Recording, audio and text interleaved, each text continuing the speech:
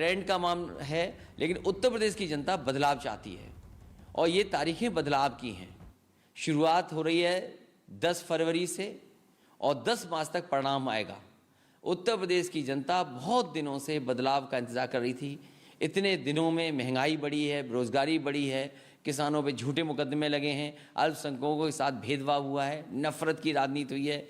इन्होंने लगातार सरकार में बैठ कर के अधिकारियों के माध्यम से लोगों को सताया है, लोगों पे मुकदमे लगे हैं। यहाँ के पंचायत के चुनाव जिस समय देखे थे, उस समय क्या नहीं किया सरकार ने।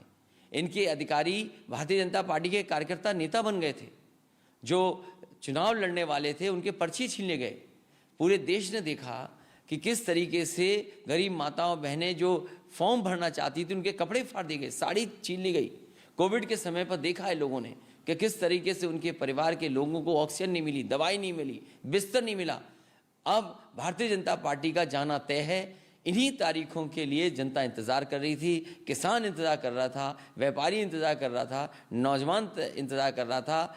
10 मार्च के बाद उत्तर प्रदेश से भारतीय जनता पार्टी का सफाया होगा। तो चुनाव के शुरू होने में लगभग सिर्फ 1 महीने का वक्त बचा है, लेकिन उस समय कोविड आ गया है, जिसके चलते 15 जनवरी तक सभी तरह की रैलियों पर पाबंदी लगा दी गई। खाली 5 लोग डोर टू डोर कैंपेन करेंगे। साथ में ये भी कहा गया है कि ऑनलाइन और वर्चुअल को भी प्रोत्साहन किया जाए। 15 जनवरी तक किस तरह से देखते हैं, जो क्योंकि समाजवादी के भी कई प्लान थे रथ यात्रा। इलेक्शन कमीशन ने जो शर्तें रखी उनका शर्तों का पालन होगा और अगर वो डोर टू डोर कम लोगों के साथ और जो नियम बने उनका पालन करते हुए प्रचार करना होगा तो प्रचार करेंगे।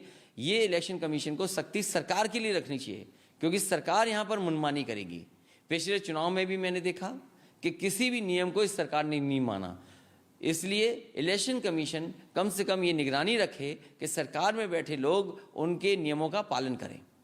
सर, एक और सवाल है इसी से जुड़ा हुआ। आज आपने अभी प्रेस कॉन्फ्रेंस करी थी। प्रेस कॉन्फ्रेंस में जब ये पूछा गया कि अगर वर्चुअल के लिए, जैसे अभी 15 तक है, उसके बाद भी अगर वर्चुअल के लिए कह दिया जाता है कि वर्चुअल रैलीज करनी है, तो आप किस तरह से देखते हैं? आपने ये कहा था कि आप इलेक्शन कमीशन से डिमांड करेंगे फंड की, क्योंकि ये पहली बार ऐसा हो रहा है कि कोविड के समय पर इलेक्शन हो रहा है और इलेक्शन कमीशन भी तमाम नियमों को और तमाम नियम बनाए हैं। मेडिकल ऑफिसर्स, नोडल ऑफिसर्स बनाए गए हैं। डिस्ट्रिक्ट और अन्य जगह पर मेडिकल ऑफिसर भी नोडल ऑफिसर्स हैं। तो कहीं ना कहीं आशंका इस बात की भी है कि कोविड होगा या कोविड फैलेगा। और अगर वर्चुअल रैली के लिए हम जाएंगे तो उन पार्टियों के लिए कहीं ना कहीं इलेक्शन कमीशन को सोचना चाहिए। जिन पॉलिटिकल पार्टीज़ के पास, जिन पॉलिटिकल पार्टीज़ के वर्कर्स के पास अगर कोई इंफ्रास्ट्रक्चर नहीं है, वर्चुअल रैली के लिए तमाम चीज़ें नहीं हैं, तो आखिरकार वो कैसे करेंगे?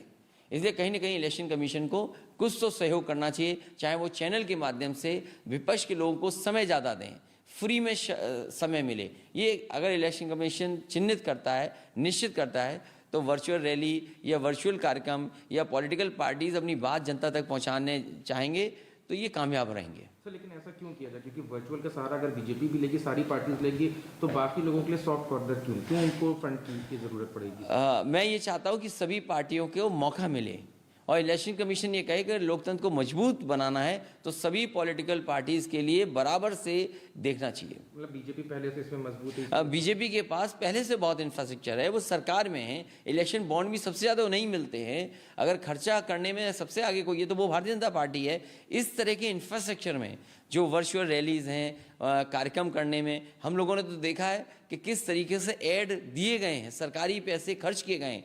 क्योंकि कल ऑबलाइज किया गया है चैनल, आज भी ऑबलाइज होंगे। इसलिए पॉलिटिकल पार्टीज जो विपक्ष में हैं उनको भी कहीं ना कहीं जगह मिलनी चाहिए, स्पेस मिलना चाहिए। अगर स्पेस नहीं मिलता है तो शायद वो पॉलिटिकल पार्टीज वो संसाधन नहीं जुटा पाएंगी अपना स्पेस के लिए।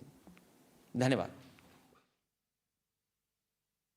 तो समाजवादी पार्टी के अध्यक्ष अखिलेश यादव को आप सुन रहे थे, जो कह रहे थे ये तारीखें महज तारीखें नहीं है, ये बदलाव की तारीखें हैं।